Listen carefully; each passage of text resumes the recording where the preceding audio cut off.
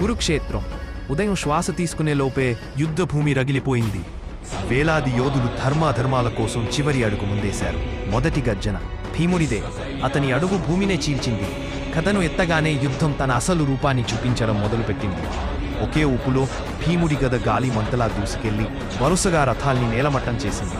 శత్రువులు శ్వాస తీసుకునే సమయమే లేకపోయింది. అర్జునుడు గాంధీవాన్ని విప్పగానే ఆకాశమే బాణాల జ్వాలలతో నిండిపోయింది. 5 బాణాలు 5 మెరుపుల్లా శత్రువుల దళాల్ని చీల్చి ముందుకు సాగాయి. ఇదిగో సూర్యబలం వెనుక నడిచే యోధుడు కర్ణుడు. రథం మంటలా దూసుకొస్తూ ఒక్క బాణంతో యుద్ధంనే ఆపేసేలా శక్తిని చూపించాడు. కర్ణ అర్జునుల బాణాలు బీకోగ్న క్షణం ఆకాశం విడిపోయినట్టే కనిపించింది. బంగారు నీలి శక్తివేవులు యుద్ధభూమిని వెలిగించాయి. అప్పుడే వానపాతమేంటి అభిమన్యుడు తుపానులా శత్రువుల మధ్య దూసుకెళ్లాడు. అతని ధైర్యం యుద్ధభూమికి ఓ కొత్త రక్తస్రావాన్ని తెచ్చింది. మొత్తం కురుక్షేత్రం ఒకే గర్జనలో మునిగిపోయింది. ధర్మం కోసం యోధులు చివరి శ్వాసతో ముందుకు దూకగా యుద్ధం తన శిఖరం వైపు పరుగులు పెట్టింది.